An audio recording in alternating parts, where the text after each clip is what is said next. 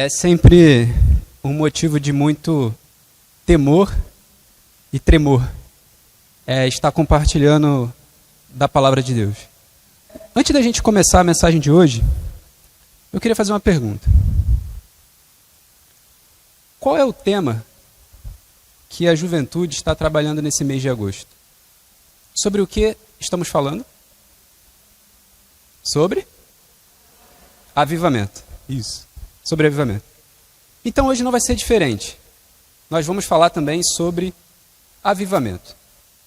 E como eu compartilhei com alguns jovens e também com os pastores também que foram durante esse mês falar com a gente, sobre avivamento na EBD. E assim, antes de iniciar o mês, eu pensando, orando, falei, esse não é um tema fácil. Não é algo simples.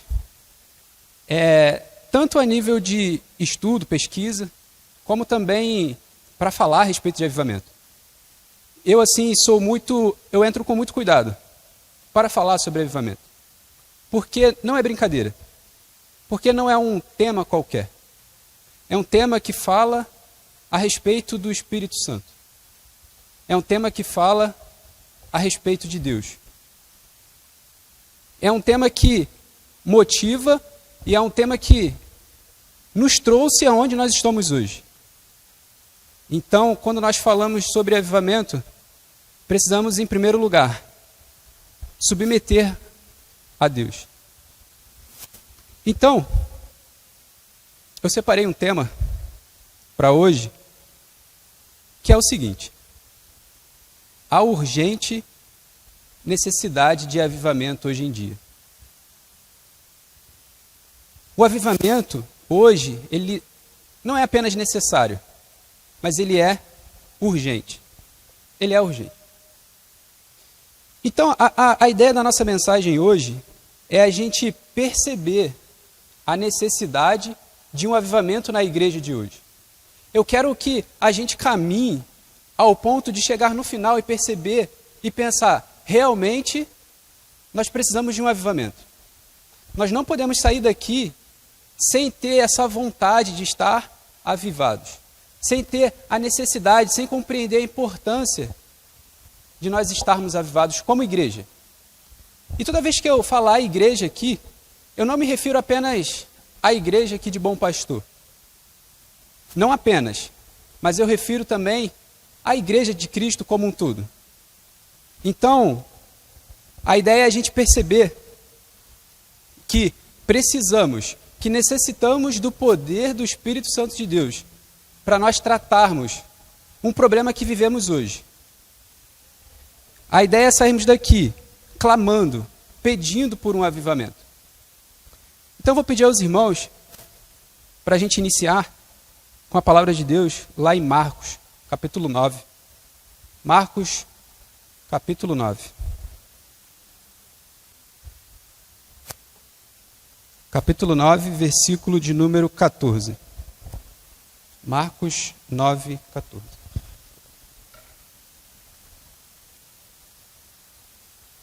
Gostaria de pedir à igreja que se colocasse de pé.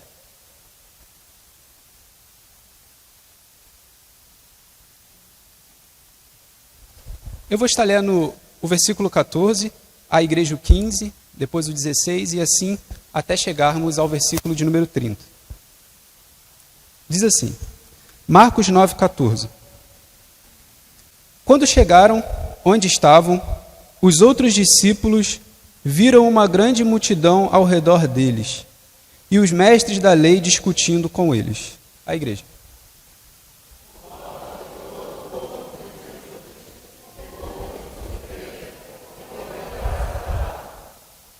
(16) Perguntou Jesus, o que estão discutindo?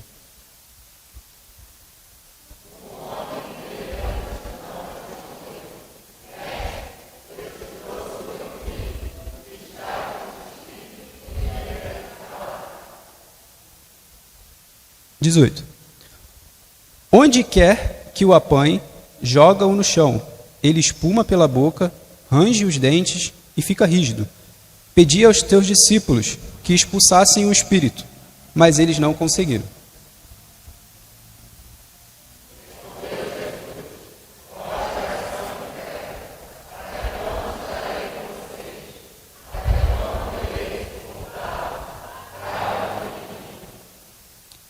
Então, eles o trouxeram. Quando o espírito viu Jesus, imediatamente causou uma convulsão no menino. Este caiu no chão e começou a rolar, espumando pela boca.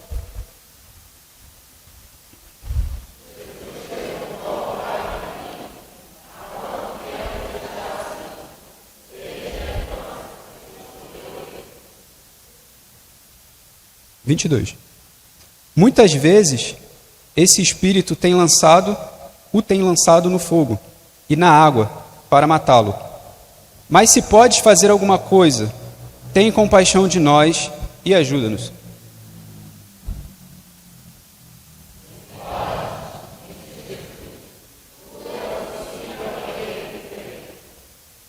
Imediatamente o pai do menino exclamou: creio, ajuda-me a vencer a minha incredulidade.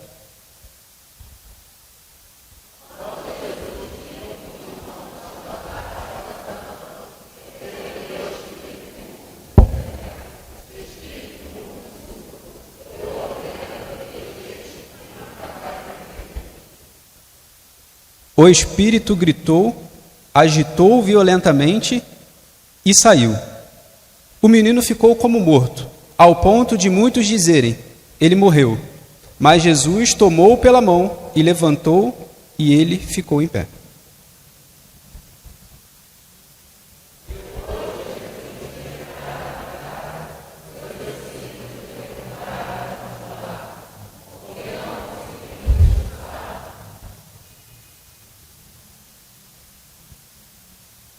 Ele respondeu: essa espécie só sai pela oração e pelo jejum.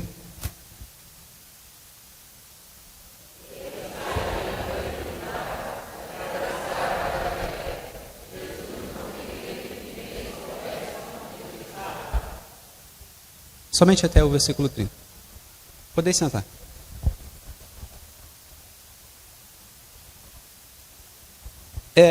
Talvez a gente esteja se perguntando: bem, vamos falar sobre avivamento. E por que esse episódio? Né? A princípio, é uma primeira leitura, assim, não parece falar sobre avivamento. E a gente pode se questionar: onde você viu o avivamento aí? Ou o que tem a ver esse versículo sobre avivamento com relação ao avivamento? Eu diria que tudo. Se a nossa ideia é a gente sair daqui com uma sede de sermos avivados, ou se a nossa ideia é despertar um clamor por avivamento, é esse texto que a gente precisa tentar. Olhando um pouco para esse capítulo 9, logo no início, a gente vê ali falando sobre a transfiguração. Jesus, Pedro, Tiago e João estão no monte, orando, no alto monte. E Jesus, ele tem o seu rosto, as suas vestes transfiguradas. Ou seja, elas ficam brancas, os discípulos não conseguem encará-lo. E aparece naquele momento, tem um encontro ali, Elias e Moisés com Jesus, Pedro, Tiago e João. O capítulo 9, ele se inicia dessa forma. Então, após eles estarem no monte, orando com Jesus durante o tempo, os discípulos cochilam, acordam, cochilam de novo, acordam, alta da madrugada, e ao amanhecer os discípulos descem o monte, e ali embaixo do monte, ali no vale, está acontecendo algumas coisas. E foi exatamente a partir daí que nós lemos, foi do versículo 14 ao versículo 30. Ou seja, ali embaixo desce Jesus e os seus discípulos, os 3 discípulos que estavam no monte, e os outros 9 estavam discutindo e argumentando num grande debate ali embaixo, porque existia um menino, uma criança, ou um adolescente, ou um jovem, mais de uma idade, né, até a juventude ali mais ou menos, endemoniado. E os discípulos, os 9 discípulos, não conseguem expulsá-lo. Olha só, do meio da multidão, olha só o que o pai desse menino diz. A gente já leu, mas só para a gente fixar. Diz assim: mestre, eu te trouxe o meu filho, que está com um espírito que o impede de falar. Onde quer que o apanhe, joga-o no chão. Ele espuma pela boca, range os dentes e fica rígido. Pedi aos teus discípulos que expulsassem o espírito, mas eles não conseguiram. O pai do menino, ele clama do meio da multidão, do meio daquela discussão, no meio daquela barulheira toda que estava envolvido os discípulos, os escribas, os mestres da lei, os sacerdotes, e todos debatendo porque talvez os discípulos não estavam conseguindo expulsar aquela casta. Em algumas versões tem essa nomenclatura, casta, que na verdade significa espécie, casta, tipo. Então Jesus, a gente viu pela leitura, que Jesus ele conversa com o pai, obtém algumas informações ali a respeito daquela situação, ele analisa o menino, ali evidentemente aqui na Bíblia não deixa claro se Jesus orou antes ou depois, não fala, mas certamente Jesus era um homem, né, de oração e com certeza ele devia estar orando antes de expulsar aquele demônio, e parecia como que num passe de mágica o menino já estava liberto, já estava restaurado. E os discípulos ficaram assim, como? Jesus ele só desceu, conversou com o pai, obteve algumas informações, o questionou a respeito da fé dele, e o menino já estava liberto. Os discípulos ficaram sem entender. Eu, talvez, se estivesse no lugar dos discípulos, também ficaria sem entender. Como isso? Eu estou aqui, talvez, a madrugada inteira, a noite inteira, tentando expulsá-lo e não consigo, e Jesus desce do monte e expulsa, como que num passe de mágica. Então, os discípulos, né, intrigados com isso, o que eles fazem? Eles esperem, né, o momento em que Jesus esteja sozinho, porque eu imagino que eles estavam com vergonha, talvez um sentimento de frustração, um sentimento de impotência, aquele sentimento de que você pensa, poxa, tentei e falhei. Tentei de novo e deu errado. Tentei um novo método e não deu certo. Poxa, estudei, pensei, talvez analisei a situação, mas continua não dando certo. E os discípulos com aquele sentimento de frustração, quando Jesus está em particular, quando eles voltam para casa, eles perguntam a Jesus, por que não conseguimos expulsá-lo? E essa é a pergunta que eu vou repetir aqui hoje mais de 10 vezes. E eu quero que isso fique bem fixado na nossa mente. Por isso que eu vou dar uma ênfase a essa pergunta dos discípulos. Por que não conseguimos expulsá-lo? Nesta frase, a gente percebe também uma frustração dos discípulos. Uma frustração, eles estavam frustrados. Não tinham conseguido. E o mais impressionante é que eles já haviam expulsados em outras vezes, outrora, demônios também. Eles haviam liberto pessoas, curados, evangelizado. E por que agora, nesse caso específico, eles não conseguiram? Então é muito intrigante a gente começar a analisar isso e tentar fazer analogias com o avivamento. Porque Jesus, ele responde em seguida, esta casta não pode sair com coisa alguma, a não ser com oração e jejum. Então essa resposta de Jesus, ela é fantástica e é nela que nós vamos focar também. Aqui nós vamos tirar 3 princípios muito importantes a respeito também do avivamento. Então, olhando para essa situação, nessa descrição toda que eu fiz a respeito, né, do texto, a gente pode começar a fazer uma representação, comparar esse texto com a nossa sociedade hoje, com a nossa igreja, com o nosso tempo. Por exemplo, o menino, ele pode ser representado como o mundo moderno, o local onde nós vivemos, as pessoas em geral, o mundo. E os discípulos representam a igreja. Sempre que eu me referir a menino, ou me referir aos discípulos, pense justamente como o mundo. Pense os discípulos como nós mesmos, como a igreja. Então, qual é o problema? A pergunta é, qual é o problema? Qual o problema que nós estamos enfrentando hoje? Por que que os jovens tiveram essa ideia de falar hoje, ou esse mês, sobre avivamento? Por que a gente decidiu todos os domingos pela manhã estudar sobre avivamento? Pedir que pastores fossem lá e falassem para a gente sobre avivamento? Por quê? Eu acho que não nasceu apenas porque é um tema legal, é um tema bacana, é um tema que está na moda, mas é porque existe alguma coisa que precisa ser mudada. Existe um problema e precisamos identificar qual é esse problema.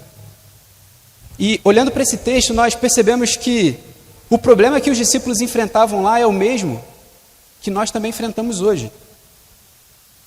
Eu não sei se só eu que tenho percebido, mas imagino que os irmãos também, que a Igreja de Cristo, de uma forma geral, ela não tem causado um impacto que causou ou que causava há algumas décadas atrás, ou algumas centenas de anos atrás, como vemos pelas histórias dos avivamentos, como muitas pessoas foram lá na EBD, aqui na frente também falaram sobre avivamento, e vemos histórias assim que realmente deixam a gente, poxa, realmente isso é possível acontecer. E a igreja hoje tem tido esse mesmo impacto? Seja sincero com você mesmo. Pense, a igreja tem causado o mesmo impacto hoje do que foi causado há muito tempo atrás. Então, assim como os discípulos, a igreja hoje tem tentado fazer o melhor possível. Hoje nós estamos mais ativos, nós temos mais recursos, nós temos mais preparação, seminários, congressos, estudos, retiros espirituais, até mesmo mais que os discípulos tinham naquela época. E por que parece que o impacto ele ainda não vem? Porque parece que a gente ainda não consegue afetar a sociedade como um todo. Talvez conversões individuais, no sentido de pessoas que nós trazemos para a igreja, uma pessoa converte aqui, outra ali, ou talvez aquela conversão dos nossos vizinhos, pessoas próximas. Mas e o impacto que a igreja tem causado onde ela vive? O impacto na sociedade, porque é sobre isso que é o avivamento. Como os jovens muito bem sabem, o avivamento ele não vem apenas para um grupo específico. O avivamento, quando ele vem para aqueles que estão ao redor, não apenas ali naquelas 4 paredes. Então, basta a gente talvez olhar para a nossa sociedade, olhar à nossa volta. Como está a nossa cidade? Como está o nosso bairro? Como está talvez a nossa política? Como está a nossa política? E a igreja tem impactado de alguma forma a nossa política? Como está a família brasileira? Como vive a família brasileira? Quais são os padrões da família brasileira? E a igreja, será que ela tem impactado, ela tem causado alguma diferença nisso tudo? Então a pergunta que, eu acho que o primeiro passo, a pergunta que nós deveríamos estar fazendo era a seguinte: por que nós não conseguimos expulsá-lo? Por que nós ainda continuamos dessa forma? Por que a gente não consegue mudar? Qual é a causa? Me entendam bem, desse fracasso. Qual é a causa disso? Porque os discípulos eles foram diretamente a Jesus e questionaram: Jesus, por que nós não conseguimos expulsar? O que está acontecendo? Explica para a gente. Então, Jesus nesse capítulo, nesta passagem de Marcos 9, ele mostra uma solução. Ele traz uma solução. E é para essa solução que nós vamos atentar hoje. É para essa solução. Vale a gente ressaltar também que os princípios de Jesus, eles não mudam. Princípios não mudam. Hoje o pastor Robson na EBD falou uma coisa muito importante, né, que quando não vem de Deus, as ideias, as invenções dos homens, elas passam. Mas aquilo que é de Deus permanece para sempre. O que é de Deus permanece. E ele deu um exemplo que, na hora lá, falou muito ao meu coração. Por exemplo, oração e palavra de Deus, isso aí permanece para sempre. Ela foi verdade, ela é verdade há muitos anos atrás. E ela continua sendo verdade hoje. Agora, métodos criados por homens, eles vêm e vão. Então, quando é de Deus, permanece. Então, falando sobre os princípios de Jesus, que ele nos apresenta aqui nesses versículos. Esses princípios, eles permanecem, eles serviram para os discípulos lá naquela época, e eles servem para nós hoje. Então não é aqui uma história, uma invenção, ó, Jesus falou porque é legal, mas é porque eles são princípios, são coisas atemporais. Atemporais. Então, olhando para aí, Marcos 9, 29, que a gente já leu, olha só a solução que Jesus apresenta, ou a resposta que Jesus dá para os discípulos. Ele fala assim: esta casta. Vamos parar aí. Esta casta. Ele só diz isso, esta casta. Ali está escrito essa espécie. Né? Só aí, vamos pensar só nessas 2 palavrinhas. Esta casta. Porque, por mais simples que pareça, essa afirmação de Jesus, ela é por demais significativa. Ela é muito importante. Porque, na verdade, a primeira coisa que nós precisamos aprender é a diferenciar de um caso para o outro. Jesus fala, esta casta. Por que ele fala isso? Vou pedir agora para você voltar lá na palavra de Deus, lá em Lucas, capítulo 10, versículo 17 e 20. Vamos estar lendo? Lucas 10, 17. Diz assim, ó, até o 20. Os 72 voltaram alegres e disseram: Senhor, até os demônios se submetem a nós em teu nome. Ele respondeu: Eu vi Satanás caindo do céu como um relâmpago.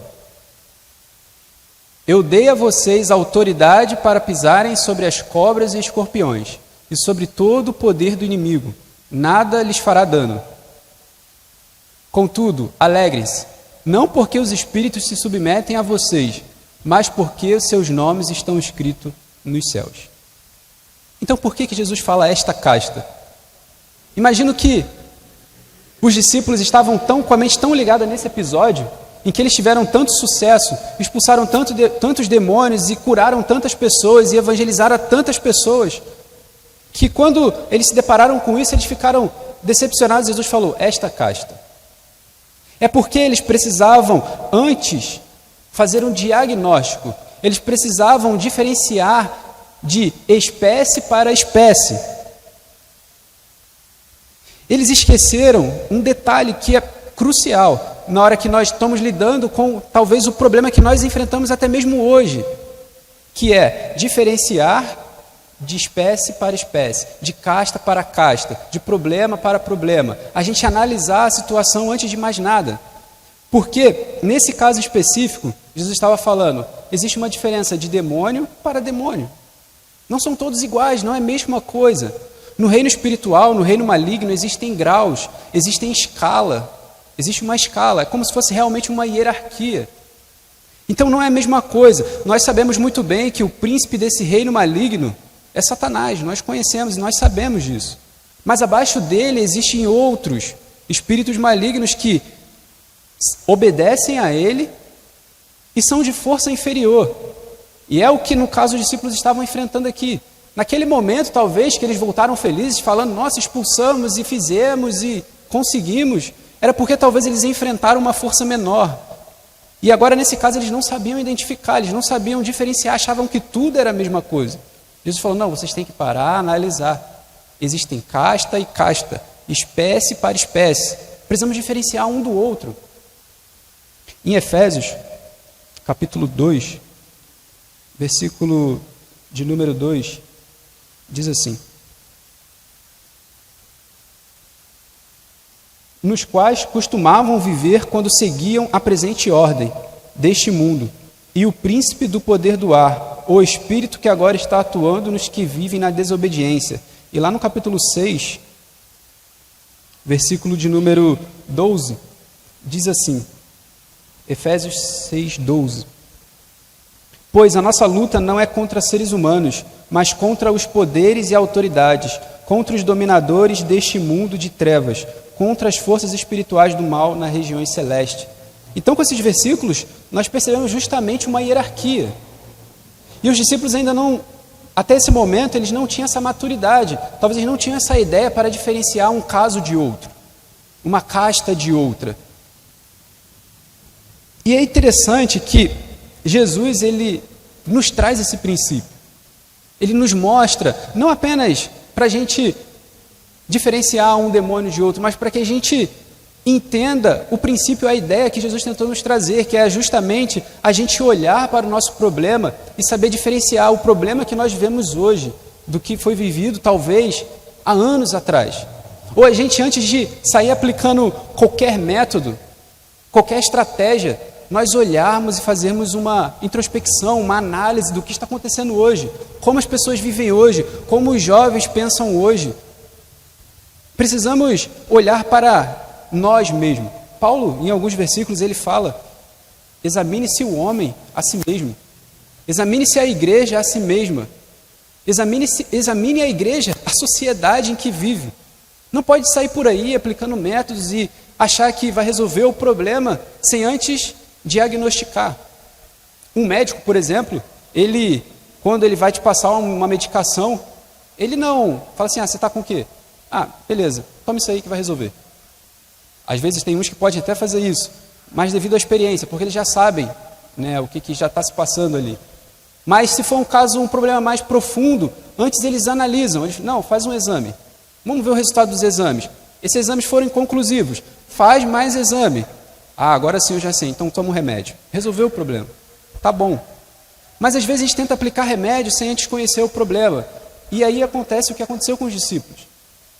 Eles falharam, ficaram frustrados, um sentimento de impotência, de não saber para onde está indo, o que está fazendo, e o diabo ali naquele caso rindo da cara deles, porque eles não estavam conseguindo.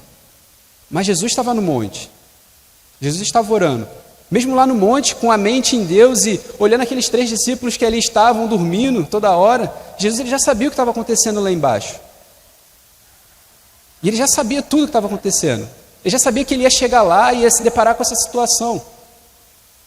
Então é importante que a gente, como igreja, se atente para isso. Se atente para estar consciente do problema que nós estamos vivendo hoje.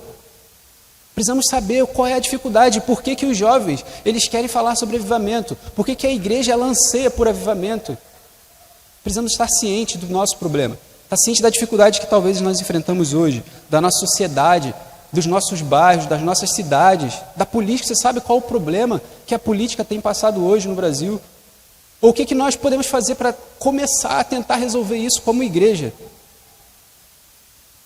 Então o segundo princípio que Jesus nos deixa, ainda está nesse capítulo 9, versículo 29, que ele diz assim: esta casta não pode sair com coisa alguma, a não ser com. Vamos parar por aí também. Esta casta não pode sair com coisa alguma, a não ser com. Existem certas coisas que são totalmente inúteis quando aplicadas a esta casta, quando aplicadas a este problema. Existem métodos e meios que nós usamos para resolver um determinado problema que é realmente inútil. Jesus estava falando, esta casta não pode sair com coisa alguma, a não ser com. E a partir daí ele vai falar uma coisa específica para lidar com aquele problema, que era diferente do problema que os discípulos estavam enfrentando naquele momento que ele enviou os 70. Era diferente, era outro problema, era outra situação. E eles estavam precisando estar conscientes para aplicar os métodos certos. Então, a ideia é a gente, primeiro, entender o que nós estamos vivendo, o que nós estamos passando, entender a nossa sociedade, entender talvez, aqueles que são pais, entender o que os seus filhos aprendem na escola, o que eles estão sendo ensinados, que têm filhos pequenos, que têm filhos adolescentes. Os jovens entenderem o que seus amigos estão pensando, qual é a mentalidade da juventude que está caminhando com ele. Talvez os pais mais velhos ou os senhores entender quais são as conversas nas rodas ali, do seu trabalho, aquele momento que você tem um coffee break ali, as pessoas estão conversando, ou o momento de parada, e você entender o que eles estão pensando, como a sociedade está caminhando hoje. Então a gente precisa fazer um diagnóstico e depois precisamos aplicar o remédio correto. É essa receita que Jesus está passando. Primeiro a gente entende o problema e depois a gente aplica o remédio para resolver esse problema específico que a gente já conhece qual é. Então o poder que os discípulos tinham era um poder bom. Era um poder que funcionou e que funcionava, não tinha nada de errado com eles. Era um poder bom. Eles expulsavam, como a gente viu no texto lá de Lucas, eles expulsavam demônios mais fracos. Eles evangelizavam, eles curavam coisas que eram mais fracas. Mas quando veio algo mais poderoso, aí o poder deles não era suficiente. Não era mais suficiente. Algumas coisas que hoje, como igreja, nós dependemos, elas não são erradas. Muitas vezes elas são boas, elas são justas diante de Deus, sim. Não estou falando que é incorreto, que é errado, que tem o seu efeito nulo. Mas é que muitas vezes, quando aplicadas ao problema que nós vivemos, elas são insuficientes. Elas não servem, elas não se aplicam. Por exemplo, eu não digo apenas... Eu reforço. Eu não digo apenas a nossa igreja em específico, mas olhando para a igreja como um todo, a igreja de Cristo, de uma forma geral, não apenas nós. Mas, por exemplo, conhecimento e boa formação acadêmica não bastam. Quando nós queremos expulsá-lo, quando nós queremos aplicar a esta casta ou a um determinado problema que vivemos hoje, isso não basta. Apenas conhecimento, formação acadêmica, seminário, não bastam. É necessário que ser revestido do poder de Deus. É isso que Jesus vai falar daqui a pouco. É necessário ser revestido do poder de Deus. Ser apenas frequentador de cultos também não basta. Não basta apenas a gente estar aqui porque talvez não tem mais nada para fazer no domingo, ou porque talvez eu não tenha mais nada para fazer na quarta-feira, ou porque eu só vou ali porque os jovens são legais, ou porque depois a gente vai sair junto e vai fazer um lanche. Ser apenas um frequentador de cultos, isso não basta. Quando nós queremos tratar um determinado problema, esta casta, talvez uma casta, uma espécie de um poder muito maior, que está além do poder que nós temos. Não estou dizendo que essas coisas são ruins. Claro que não, não é ruim frequentar cultos, não é ruim vir à igreja, mas talvez não seja o suficiente. Ser meramente conhecedor da palavra de Deus e uma pessoa que não seja praticante, isso também não basta. Não é suficiente. Evangelismo popular, ou seja, aquele evangelismo que talvez usamos de todas as técnicas, de todos os meios para atrair o homem moderno e esquecemos da palavra de Deus, esquecemos da mensagem da cruz, ela fica em segundo plano. Isso também não basta, isso não vai ser suficiente quando aplicado a esta casta. Aquelas discussões intermináveis, aqueles temas empolgantes na EBD, ou talvez seminários, retiros espirituais, congressos, preparações, capacitações, nada disso basta quando aplicado a esta casta. Repito, não são coisas ruins, mas muitas vezes são insuficientes. E é isto que Jesus queria dizer, esta casta não pode sair com coisa alguma, a não ser com. Esses métodos que muitas vezes nós empregamos e dependemos, eles podem até gerar conversões individuais.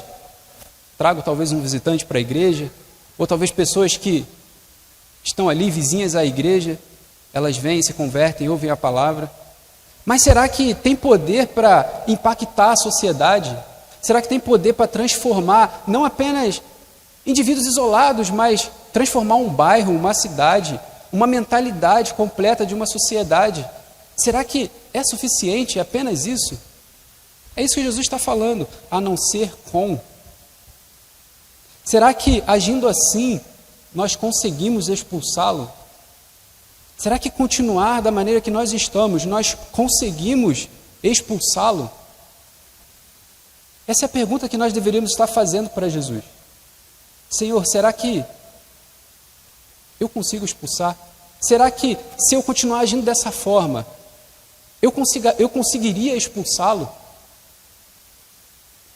Marcos capítulo 9, versículo 14 e 16, diz assim, a gente já leu, mas apenas para nós lembrarmos, fala assim, quando chegaram onde estavam os outros discípulos, viram uma grande multidão ao redor deles e os mestres da lei discutindo com eles. Logo que todo o povo viu Jesus, ficou muito surpreso e correu para saudá-lo. Perguntou Jesus, o que vocês estão discutindo? Enquanto havia pessoas desesperadas, pessoas precisando de ajuda, os discípulos, eles estavam o quê? Perdendo tempo ali numa discussão até mesmo infrutífera com os escribas, com os mestres da lei. Eles estavam ali talvez debatendo por que eles não conseguiram, mas e o pai ali sofrendo porque o seu filho se debatia, rangendo os dentes, espumando pela boca. Ou seja, aquela casta estava maltratando aquele rapaz, aquele jovem, e os discípulos ali com as mãos abanando e discutindo já com os escribas, falando no ouvido deles. Imagino que, como eu já falei aqui, o inimigo ele estava ali rindo, né? Talvez debochando. Olha só, esses discípulos aí não conseguem nem expulsar essa casta, né, que está sobre esse rapaz. E por que não conseguimos expulsá-lo? Hernandes Dias Lopes, ele diz o seguinte: discussão sem ação é paralisia espiritual. O inferno vibra quando a igreja se fecha dentro de 4 paredes em torno dos seus empolgantes assuntos. Olha só, essa aqui eu achei bem pesado mesmo. O inferno vibra quando a igreja se fecha dentro de 4 paredes em torno dos seus empolgantes assuntos. Era o que estava acontecendo naquela situação. O pai estava sofrendo, o menino estava perdido. Os discípulos, numa discussão infindável ali, interminável. E o diabo rindo de toda aquela situação. Porque eles não sabiam o que fazer. Mas Jesus estava no monte. Jesus ele estava orando. E ele já ia descer. Jesus ele já estava prestes a descer. E na parte final, Jesus diz assim: esta casta, no mesmo versículo 29, ele fala assim: esta casta não pode sair com coisa alguma, a não ser com oração e jejum. Eu sei que esse versículo não é uma novidade para vocês, mas esse versículo ele é muito importante, porque nos mostra a necessidade de um avivamento. Jesus fala: esta casta não pode sair a não ser com jejum e oração. Eu imagino que você deva estar se perguntando: o que Jesus quis dizer ao enfatizar o jejum e a oração? O que ele quis dizer?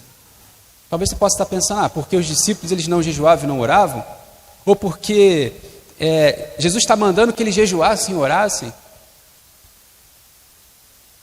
O que Jesus quis dizer ao enfatizar a oração e o jejum? Era como se ele estivesse dizendo assim: vocês falharam porque não tinham poder suficiente. Jesus ele não dava assim recados, né? Ele não, às vezes quando era preciso ele falava, porque é preciso falar. E ele falava: vocês não têm poder suficiente, não adianta, não vão conseguir, falta poder para expulsá-lo, falta poder. Jesus ele consegue expulsar esta casta porque ele tem poder. Ele não apenas tem poder, mas como ele é o poder. Como nós pensamos e quando falamos sobre o amor de Deus, por exemplo, eu sempre gosto de dar esse exemplo, porque é fácil da gente compreender. Deus ele não apenas tem amor, mas ele é o amor. Jesus ele não apenas tem justiça ou ele é justo, mas Jesus ele é a própria justiça. E Jesus ele não apenas tem um poder, ele é o poder. Então os discípulos, ele estava falando para os discípulos: vocês não têm poder suficiente, não vai dar. Jesus ele expulsa porque ele tem poder. E agora você pode estar se perguntando: que poder é esse? Que poder é esse que Jesus tem?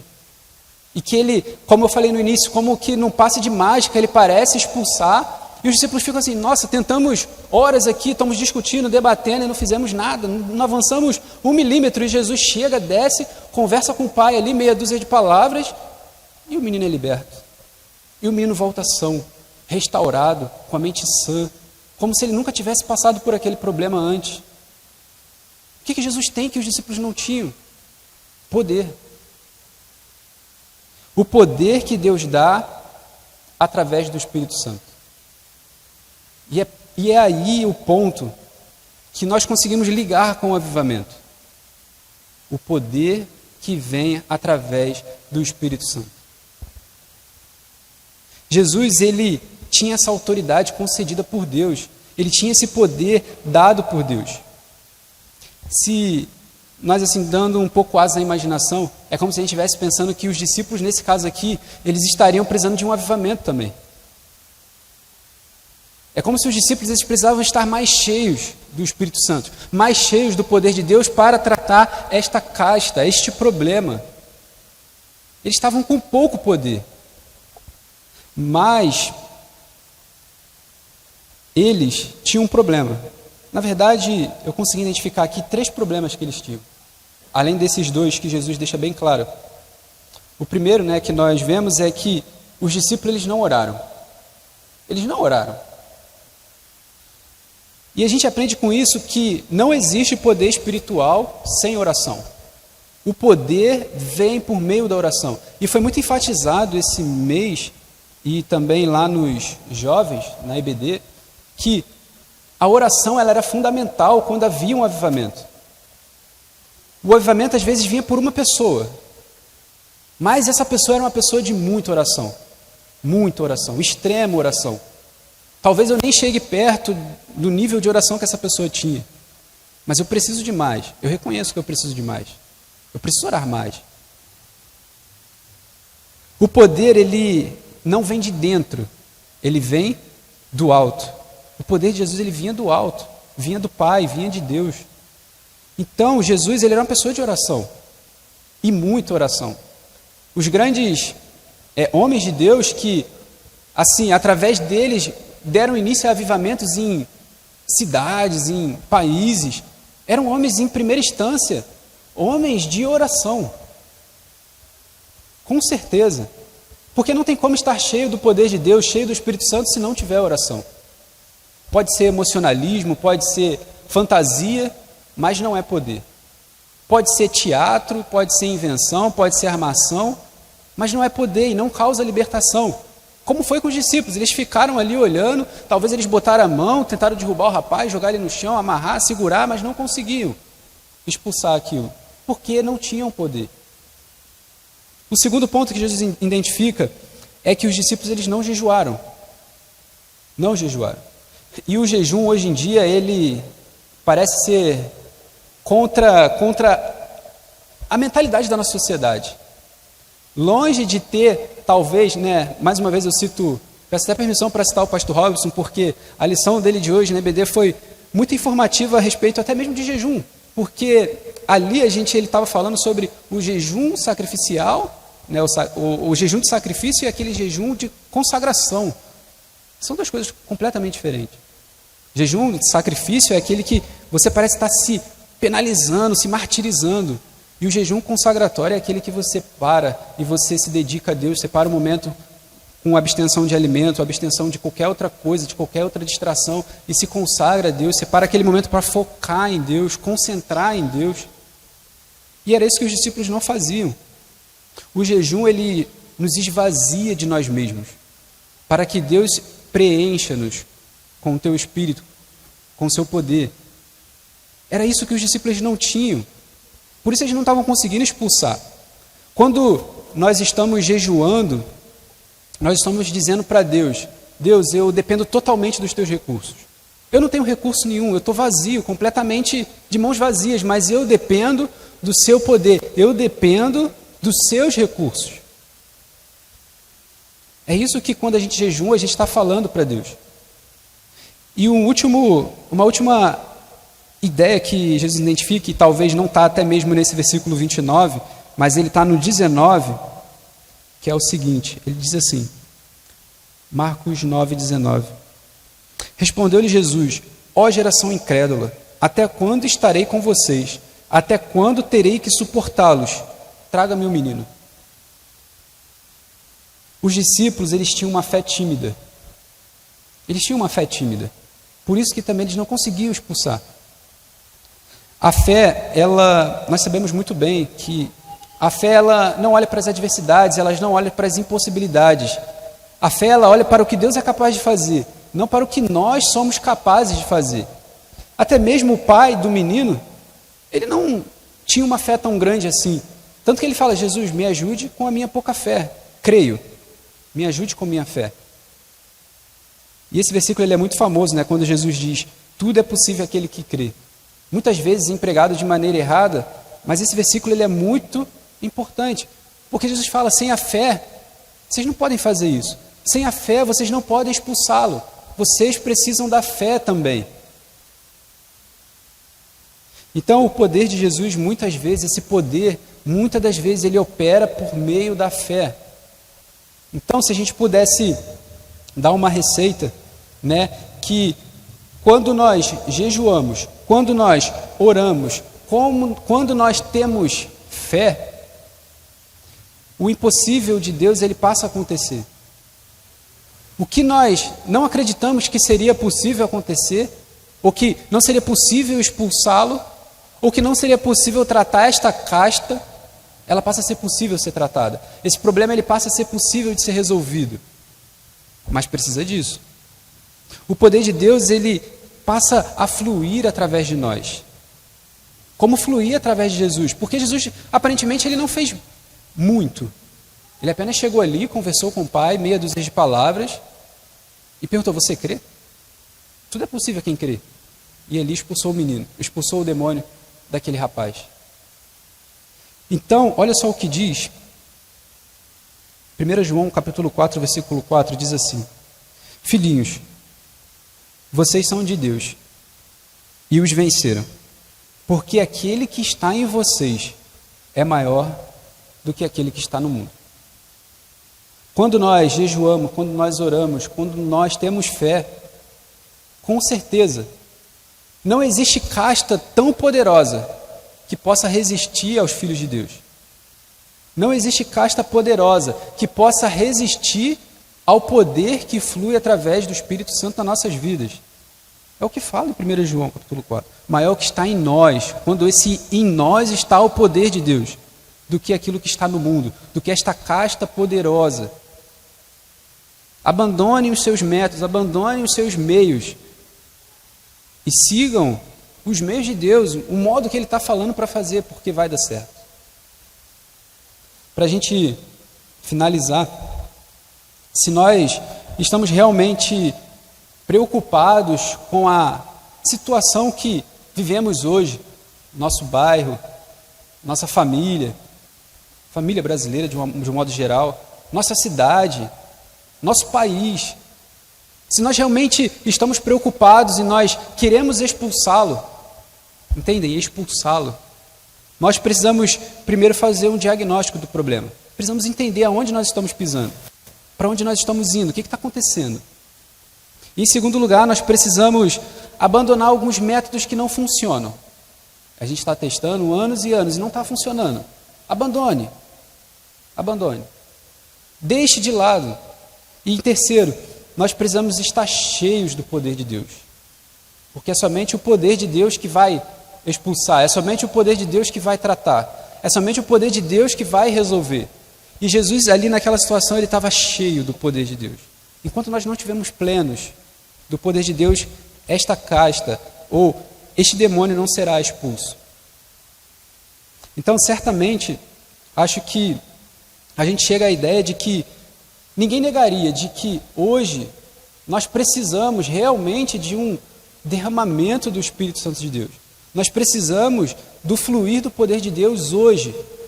Não é olhando apenas para 10, 20, 30, 100 anos atrás, mas olhando para o hoje. Nós precisamos do poder de Deus hoje. O agora é urgente para tratar o problema de hoje. Não pensar em amanhã, não pensar em uma semana, 2 semanas, quem sabe a próxima geração. Mas por que não através de nós? Por que não por meio de nós? E por que não hoje?